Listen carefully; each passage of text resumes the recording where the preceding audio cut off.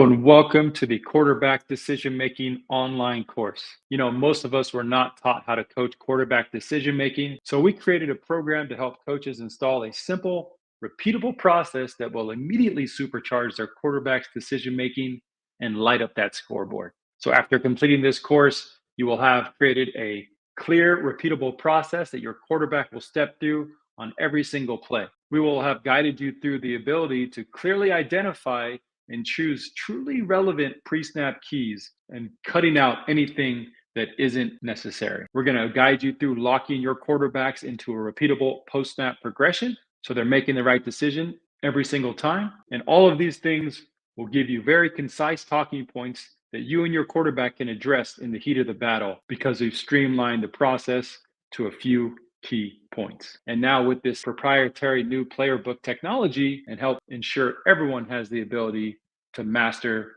their quarterback room, because now you'll be able to go to practice and work this new process, then send this process home in your players' pockets with them where they can rep it out on their own time. So by the time you get to game day, your quarterbacks are working off muscle memory and lighting up that scoreboard. My name is Nat Lasker. We're here today to talk about the pre-snap process, what it is, how it has evolved over the years, how we can make sure that we are picking the right pre-snap keys, and more importantly, not too many to overwhelm our players during the game. And we'll talk about our process that locks our kids into their first read and gets them thinking about that process even before the snap. So again, post-snap, they're making decisions faster, which is the entire point of these conversations we're having anyway. Sounds pretty straightforward, but essentially it's that time the quarterback is coming to the line of scrimmage, but they have a moment in time where they can look at the defense. And if they're coached properly, they can gather the right information that can help them make decisions faster post-snap. That's the gist of it. There's a lot of different pre-snap keys that people value across the country.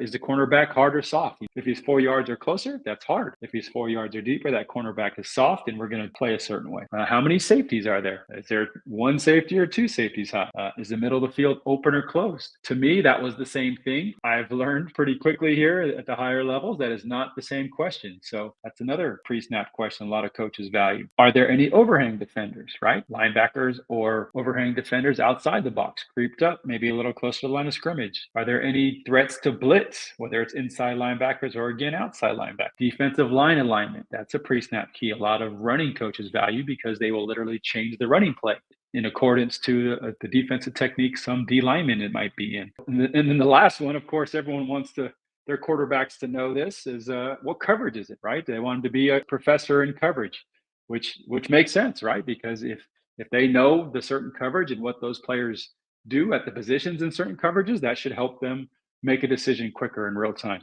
And so it's very different from coach to coach. Some coaches don't want to use any pre-snap keys with their quarterbacks. They just want to line them up and just say, hey, go run my play and do it and just run it the way we asked. Some coaches have 6 pre-snap keys. I've talked to some coaches with 10 pre-snap keys, and some coaches have 1. So it's all over the map. I'm not here to tell you one way or is better than the other, but what I can tell you is what we found over the last 5 or 6 years, talking to high school coaches, talking to middle school coaches, and even talking to some really awesome college coaches that have shared their time with us.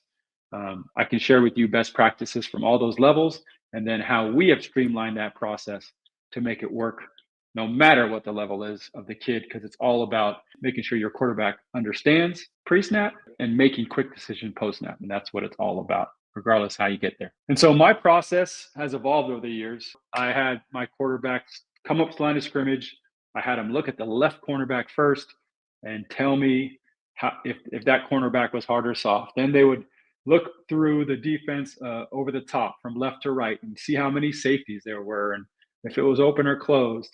And then I'd have them look at the other cornerback and if he was hard or soft.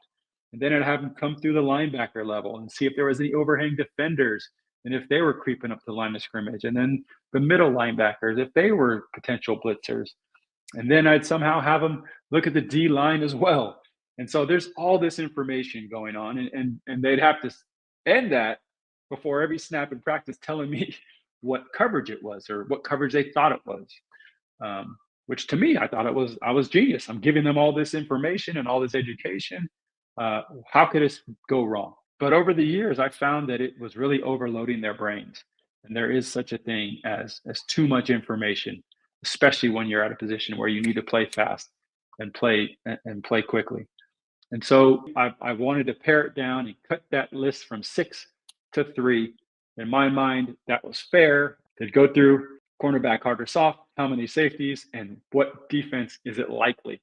Just getting them with their minds in the right place before the snap. Really been taken to school by some really high level coaches at the high school level and a couple junior college coaches. And they have convinced me that there is one pre snap key to rule them all. It encompasses all those things we just talked about. It gets their brain locked in to the first read, which also gets them thinking about their second, all based on the specific defender that they need to worry about. Do they need to worry about all those other things? I'm convinced at this point that the answer is no.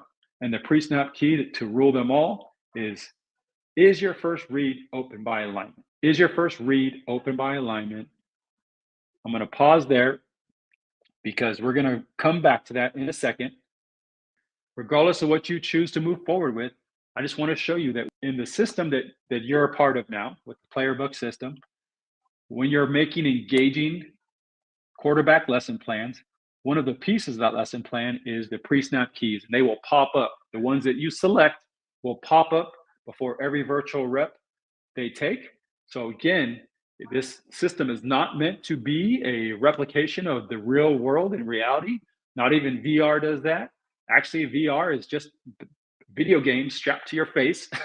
So the world, it hasn't evolved yet to the point where VR is really worth it. That's why we made this for the phone, because it's the same thing, except you don't have to wear a computer on your face. And every kid has a phone. Not every kid has VR. So before every virtual rep, the pre-snap keys that you value the most will pop up and automatically test them in the game. Okay. So again, it's your personal choice what you decide to have your quarterbacks thinking about before every rep. I'm going to show you right now how the first read open by alignment works, and that's our recommendation. But regardless, let's just keep in mind fewer is better. I didn't think here that one was going to be possible for me, but this really has worked for me. And it works for some of the highest scoring offenses in the country. So number one, do not have more than 2 pre-snap keys. I'm just telling you, if you have to have more than one, try your hardest to get it down to as few as possible. And then lastly, however you move forward with these pre-snap keys, and we're going to show you how to do this, you need to create a systematic process that your quarterback goes through at practice every single time. And then on our player book mobile app every single time. And then so when he gets to the game, he just does it in his brain every single time. Okay, so what I'm showing you on your screen on our current process with our quarterbacks on our tackle and competitive 7-on-7 teams of what they do when they step to the line of scrimmage. This is what I would suggest for everybody. It is also part of the youth passing system that comes with this quarterback decision-making training. Okay, so you could easily just plug this in, and we already have this built out, so you don't have to do any work. It's already built out with videos and learning everything for you and your quarterback. And so this is the process that we have built in already to the game, so your kids can rep it out. And these things are kind of built in, so they are going through the process over and over and over. So here it goes. When they come to line of scrimmage, all they do is 2 things. Number one, are there any gifts backside? And again, that's part of the youth passing system. That's a philosophy of ours. We want to take as many free yards as the defense is going to give us. There really is free yards at every single game and a lot of them, but it also adds up through the whole season. And your passing yardage just goes through the roof. And by the way, when these gifts are taken, it's usually one-on-one with one of your best athletes, a receiver, with one of their worst athletes, a cornerback. And if you are below high school, you all know that's where that and D-line is where they hide players that may not be your best players on defense. And so they ask that, are there any gifts backside? And then number 2 is your first read open by alignment, okay? And so as you can see here, the quarterback identifies the player that will be in the grass that we're trying to throw our first read to. If there's someone there, then the answer is no. And if there's someone isn't there, the answer is yes. It's as simple as that. I'll show you how it works in a second. But essentially, him asking himself, is my first read open by alignment? Has him looking at the defense, the defensive player, where his first read is trying to run, has him thinking through that, and also making sure that he is ready to move on to his second read because he's already considering if his first is going to work. So again, we are just trying to put their mind in a place where we are engaging, stepping them through this process every single time, So it's clockwork and there's no confusion throughout the actual game. When it gets crazy, we want their brains to be, we're operating a calm state. So the first thing I'm going to just show quickly, this is not what this is about. Are there any pre-snap gifts backside? Again, watch the youth passing system module in a few videos to really dive deep into this. But basically what we're looking at is if the defenders are on the backside or 7 yards or more back, we're just going to stop. Even though we've called this play, we're going to snap the ball and just get the ball out to this guy one-on-one with the defender 7 yards back. And if he's closer than that, then we're going to just run our concept. It's as simple as that. Okay, so we'll get into that more later. But really is our first read open by alignment. That's where I want to spend just a little bit of time, because you can see, as I talked to you guys about in a previous video, our 3 core plays are all attacking the same 3 pieces of grass on a single side of the field every single time. And the first read is attacking this deep third piece of grass. So is your first read open by alignment? Really is this deep third open by alignment? Is there a cornerback sitting back here before the snap of the ball? And that gets the quarterback thinking that, and then gets them thinking, if there is a cornerback there, then what am I doing with my second read? Okay. So as you can see, is my first read open by alignment. We are running fade out, which is another form of stick. And our first read, I put a little number 1 here so you could see it, is this go route into this deep third. Since this cornerback already 7, 8, maybe 9 yards back pre-snap, we are going to say no. The first read is not open by alignment because that is where we are looking to throw. Okay. Now, do I need him to know that there's a 1 high safety? Do I need him to know that that there's 2 overhang defenders? Do I need him to know defensive line alignment? We don't. We just need him to know where this cornerback is lining up. Now, after he snaps the ball, we are still going to look at this corner. So if he slams down, okay, great. Now I'm going to throw that ball because now he's vacating this open grass back. Now, if he stays in place at the snap of the ball or starts to back up, all right, now we know that he is staying in that deep third, and our mind was already ready to move on to this man conflict defender read to make him wrong between these 2 guys, but his mind's already switched on to those 2 process moves. Okay, one more example. We're just going to use corner because it's a little different. Our first read is the Y in corner.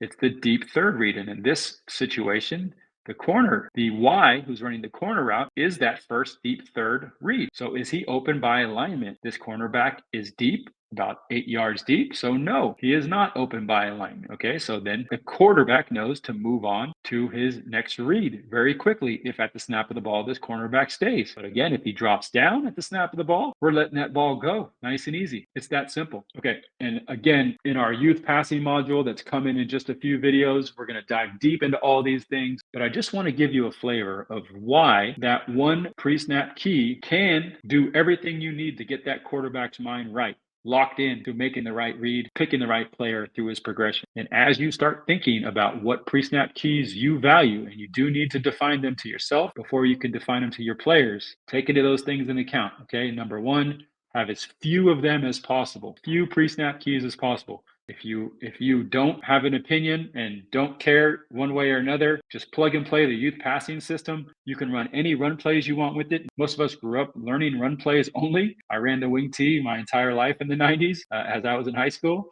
So trust me, I get it. All you have to do is plug and play this offense. We will make sure that your athletes are repping it out on the field. We are making sure that they'll take that process from practice to our player book platform. So they're doing it on their phones virtually all week long. And then again, so by the time we get to the game, it's locked in and it's just muscle memory at that. Okay. All right. Well, thanks for joining on this one. Excited that you're here. Stuff's getting fun now. This is the part that I love. So we're going to keep going deeper and deeper with the pre-snap process. And eventually we're going to have you get this in front of your players and have this streamlined. So when next season hits, you guys will be ready to win games, score points, and bring those championships home like we all want. All right. Thanks again, coaches. We'll see you on the next one.